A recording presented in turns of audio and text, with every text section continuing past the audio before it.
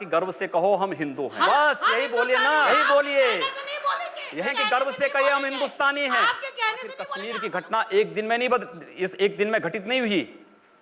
19 जनवरी 1990 एक दिन में नहीं, मतलब हिंदुओं को की सुरक्षा इशू है। हमने सबकी बात मारे जाएं अगर हमने तो हमने अखिलेश सरकार की नाकामी थी ना, तो बोलिए इसका नाम राम महल कर सकते हैं। क्यों नहीं करेंगे, कर देंगे। कोई गुस्सा नहीं हूं मैं आपको बता रहा हूं।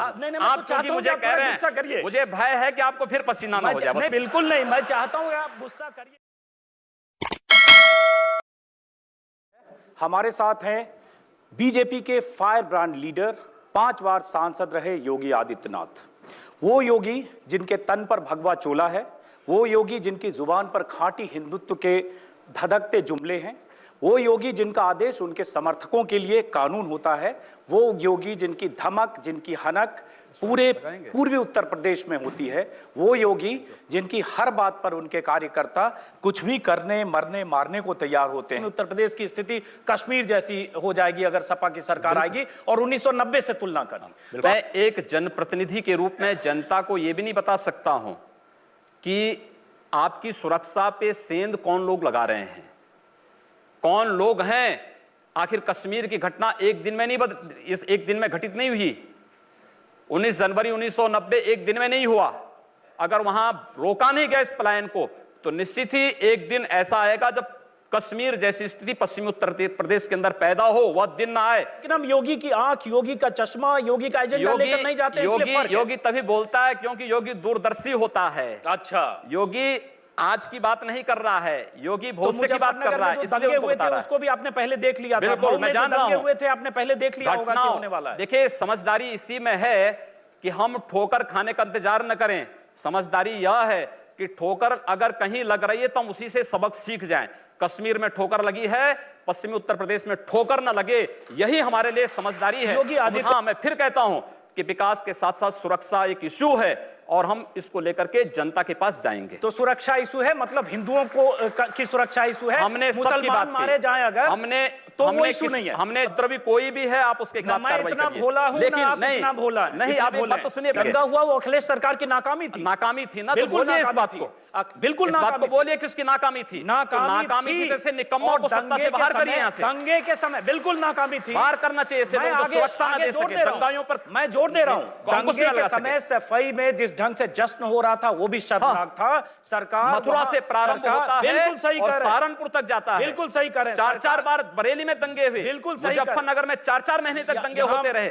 अगर सरकार मुस्तैद होती तो जिस ढंग से दंगे कई दिन तक भड़के, शक्ति का संतुलन हम लोग पूर्वी उत्तर प्रदेश में कर रहे हैं और आवश्यकता पड़ेगी पश्चिमी उत्तर प्रदेश में वो संतुलन करेंगे, सबको सुरक्षा देंगे, लेकिन दंगाइयों को किसी भी स्थिति में बख्शेंगे नहीं। तो ये आप डरा रहे हैं। डरा नहीं रहा हूं मैं, हम लोगों ने नियंत्रित किया है, बिना सत्ता के बल पे किया और आगे भी करेंगे हम लोग। जिस ढंग से आप डरा ये रहे हैं पश्चिमी उत्तर प्रदेश के लोगों को, मैं डरा नहीं रहा हूं, उनको जागरूक कर रहा हूं कि जिस ढंग से पूर्वी उत्तर प्रदेश में गोरखपुर में आपकी हिंदू युवा वाहिनी जिस ढंग से काम गोरखपुर ही नहीं, हम लोगों ने आजमगढ़ को भी नियंत्रित किया है। अगर जरूरत पड़ी आजमगढ़ से सब लोग डरते थे, अब आजमगढ़ में हर व्यक्ति जा सकता है। अब आजमगढ़ में जाने में किसी को संकोच नहीं। और ये मान के चलिए, किसी ने किया तो हिंदू वाहिनी जैसे संगठनों ने किया है और आगे भी हम लोग करेंगे, रोकेंगे। दंगे नहीं होंगे तो विकास होगा। और पश्चिमी उत्तर प्रदेश में विकास इसलिए थमा है क्योंकि पश्चिमी उत्तर प्रदेश में लगातार दंगों ने जनजीवन को प्रभावित किया है, आम नागरिकों के सामने सुरक्षा का गंभीर संकट खड़ा किया है। और उत्तर प्रदेश में सपा बसपा ये दोनों सरकारें उन दंगाइयों को लखनऊ में लाकर के सम्मानित करते थे। स्टेट प्लेन का दुरुपयोग होता था, इन दंगाइयों को लाकर के सम्मानित किया जाता था। फिर वहां पर एक वर्ग विशेष के लोगों को खुली छूट दी जाती है दंगा करने की, और स्वाभाविक रूप से दंगा होगा, एक पक्षीय मार शुरू होगी तो दूसरा पक्ष हाथ पे हाथ धरा हुआ बैठे नहीं बैठ सकता। चलिए, वो हिंदुस्तान पूरी दुनिया में साधु संतों, सूफियों और औलिया अल्लाह और स्वामी विवेकानंद जी के सांझी संस्कृति से पहचाना जाता है। क्या आप स्वामी विवेकानंद जी के आचरणों और आदर्शों पर अगर उतरे तो मैं समझती हूँ ज़्यादा आप लोकप्रिय होंगे और इस देश को कोई भी समुदाय, ना तालिबानी, ना उसामा और ना ही किसी पाकिस्तान का झंडा उठाता है। ये एक साजिश के तहत नफरत फैलाई जाती है। अगर इस देश में बहादुर शाह जफर और वीर अब्दुल हमीद और अशफाक उल्लाह और भगत सिंह और सुभाष चंद्र बोस जैसे लोगों की तरह से आपके विचार हो, तो हम समझते हैं कि सभी समुदाय के लोगों को देशभक्ति का सफाई नहीं देनी पड़ेगी। आप लोग सिर्फ देशभक्ति नहीं है, पूरा देशभक्त है। बात सुनिए, स्वामी विवेकानंद जी ने कहा था कि गर्व से कहो हम हिंदू हैं। तो हम तो स्वामी विवेकानंद के ही उन वचनों को आत्मसात कर रहे हैं जो उन्होंने कहा कि गर्व से कहो हम हिंदू हैं। हम भी कहते हैं, हम गर्व से कहते हैं हम हिंदुस्तानी। और बस यही बोलिए ना, यही बोलिए, यही बोलिए। हम लोग यही इसी बात को कहते हैं कि गर्व से कहिए हम हिंदुस्तानी हैं। आपके कहने से नहीं बोलेंगे, हम लोगों की आत्मा कहती है, इसीलिए कह रहे हैं। के दबाव से नहीं तो यही तो स्वामी विवेकानंद ने कहा कि गर्व से कहो हम हिंदू हैं।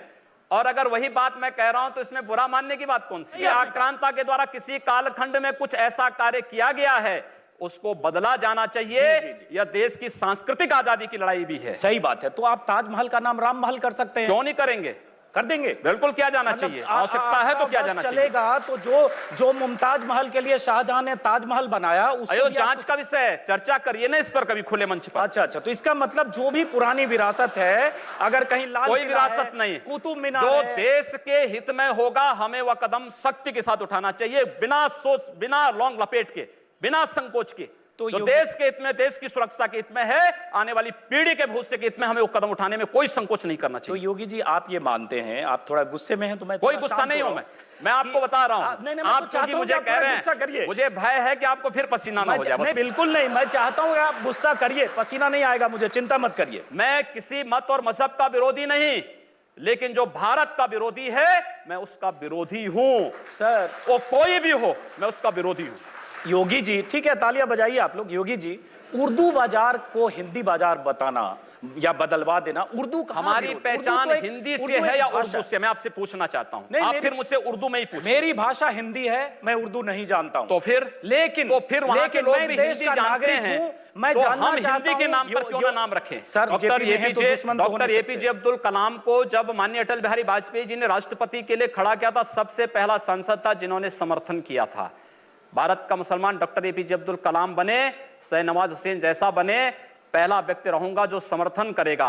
लेकिन अगर यहां पर कोई ओसामा बिन लादेन को और औरंगजेब जैसे दुर्दांत लोगों को अपना आइकॉन मान करके भारत के अंदर पाकिस्तान का झंडा लहराएगा, तो फिर उनके उन विषैले फनों को सख्ती के साथ कुचलने के लिए भी सबसे पहले योगी आदित्यनाथ यकीनन अगर